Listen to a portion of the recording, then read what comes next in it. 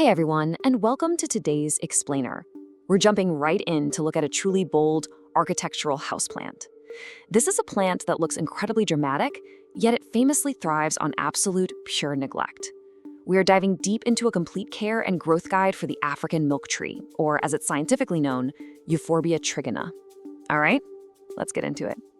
To kick things off, I absolutely love this quote from our source material. Experts say this plant belongs in a sci-fi movie but grows as easily as a weed. I mean, what a perfect hook, right? It perfectly captures that otherworldly, candelabra-shaped vibe it has going on, with those tall, triangular stems and the tiny little teardrop leaves. But beyond its stunning looks, it has this unbelievable growth rate for an indoor succulent, which we're going to explore in just a second. But first, here is our roadmap for today. Number 1, we'll officially meet the sci-fi succulent. 2, we'll cover the really vital safety rules around its toxic sap. 3, mastering light and water. 4, dialing in the perfect soil and environment. 5, we'll troubleshoot with pruning, propagation, and common problems. And finally, number 6, how to style your statement plant safely in your home. Okay, part 1. Meet the sci-fi succulent. Ancient, yet completely futuristic. Let's bust the biggest myth about this plant right out of the gate. Despite its really common nickname, the cathedral cactus, the African milk tree is actually not a cactus at all. It actually belongs to the spurge family, which explains why it has those tiny deciduous leaves along its ridges. You can easily tell the difference just by looking at their internal biology. See, true cacti produce a clear, sort of watery sap. Euphorbias, on the other hand, produce a milky, toxic latex sap. And yep, that milky sap is exactly where it gets its name. And here's another reason this plant totally stands out. 1 to 2. That's the number of feet this plant can grow in a single year under good conditions. Most succulents kind of take their sweet time, right? Well, not this one. If you give it what it wants, it'll happily add a foot or two each growing season. It rapidly turns into this towering, 6-foot floor-standing specimen in just a few years. Plus, it's a perennial, meaning it can easily live for decades. Moving right along to part 2. Handle with care, toxic sap. This is the one rule you absolutely must respect. Listen, this is not a plant you want to handle casually. That milky white latex sap we just talked about, it is highly toxic and a severe irritant. If it gets on your skin, it can cause really painful blistering. If it reaches your eyes, we're talking temporary blindness, which requires immediate medical attention. Oh, and it is also highly toxic to cats and dogs. If they chew on it, it causes severe mouth irritation, drooling, and vomiting. So we have to be careful. Because of all that, you need a strict, non-negotiable toolkit before you even think about pruning or repotting this beautiful beast. Always, always wear thick gardening gloves. I'm talking leather or thick rubber, definitely not just those thin nitrile ones. Use eye protection like safety goggles just to prevent any accidental splashes. And this is crucial. Keep a bowl of cold water nearby. If you make a cut on the plant, immediately dipping the cut end into that cold water will quickly constrict the plant's tissue and stop the flow of the oozing sap. All right, part 3, mastering light and water. This is where neglect genuinely becomes your best friend. The African milk tree is a massive sun lover. In its native Central African habitat, it's growing right out there in exposed semi-arid regions. So indoors, it needs bright indirect to direct light, ideally around 4 to 6 hours a day. A south-facing window is pretty much perfect. And light matters immensely here, especially if you have that highly sought-after rhubarb variety. You know, the one with the stunning, deep reddish-purple stems. You absolutely must give that one bright light. If you stick a rhubarb in a dim corner, it's going to lose all that gorgeous red pigment and completely revert back to plain green. Now, the really critical point is how you water it. And there is a strict seasonal dichotomy to its care. During the spring and summer, you'll water it roughly every 7 to 10 days, and you can feed it a half-strength fertilizer once a month. But the golden rule is the soak and dry method.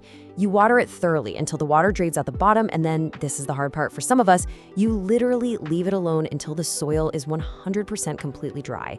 Then, in the fall and winter, the plant enters a semi-dormant state, so you cut out fertilizer entirely and you drop your watering to just every 3 to 6 weeks. You want to let it stay bone dry for really long stretches. Seriously, when in doubt, just do not water it.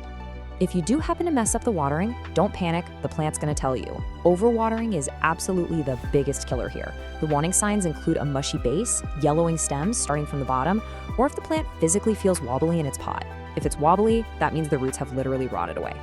Underwatering, on the flip side, shows up as shriveling stems or dropping those tiny leaves. And hey, underwatering is a super easy fix. Just give it a good soak. Overwatering, though, that causes fatal root rot and usually requires emergency plant surgery. Which leads us nicely into part 4, perfect soil and environment. It's all about mimicking semi-arid Africa. Fast drainage is literally your top priority to avoid that root rot we just talked about. Standard indoor potting soil holds way too much moisture for this plant. So a perfect gritty DIY soil recipe looks like this. 50% standard cactus or succulent mix, cut heavily with 25% perlite or pumice, and then 25% coarse sand or small gravel. When you water, it should flow right through this mix within seconds, not sit pooling on the surface.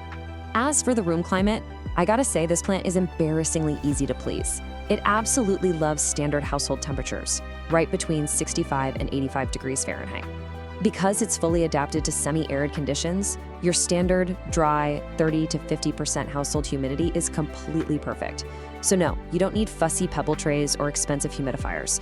Just keep it well away from cold drafts or any temperatures below 50 degrees Fahrenheit, because that will cause permanent damage.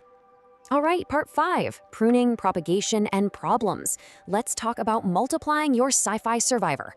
Let's quickly define a super common problem you might run into: etiolation.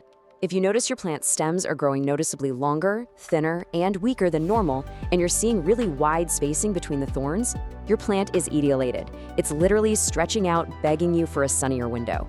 If this happens, you can actually just prune off that stretched top portion, move the plant into better light, and that will encourage nice, healthy branching. And what do you do with those pieces you just pruned off? Well, you propagate them, of course. Step 1, gear up with your gloves and glasses and take a cutting using a sterile blade. Step 2, immediately dip those cut ends in cold water to halt that sap. Step 3, and listen, this is the most critical part. You must let the cutting sit in a warm, dry spot to callus over for 5 to 10 days. If you skip this step and you plant a fresh, uncalloused, wet cutting directly into soil, it is virtually guaranteed to rot. Finally, once it has a nice hard seal on the end, plant it in dry soil and just wait a couple of weeks before giving it any water. Finally, part 6, styling your statement plant. Let's showcase that amazing architectural beauty. You know, your styling choices actually tie directly back into safety and plant biology. Because this thing grows so tall, so fast, it naturally becomes extremely top-heavy. So you should always use a really heavy terracotta, concrete, or stone pot. A lightweight plastic pot is just gonna tip over, creating a massive mess and risking exposure to that toxic sap. For that exact same reason, try to place it in bright corners, well out of high-traffic pathways, and away from kids or pets who might bump into those sharp thorns. And lastly, give the pot a quarter turn every few weeks. Plants naturally lean toward the light, right? So rotating it keeps your towering specimen growing perfectly straight and beautifully balanced. And that wraps up our complete care and growth guide. Armed with the knowledge of that gritty soil, the need for bright light, the trusty soak and dry watering method, and of course, a deep respect for wearing safety gloves, you are fully equipped for success. So I'll leave you with this final thought.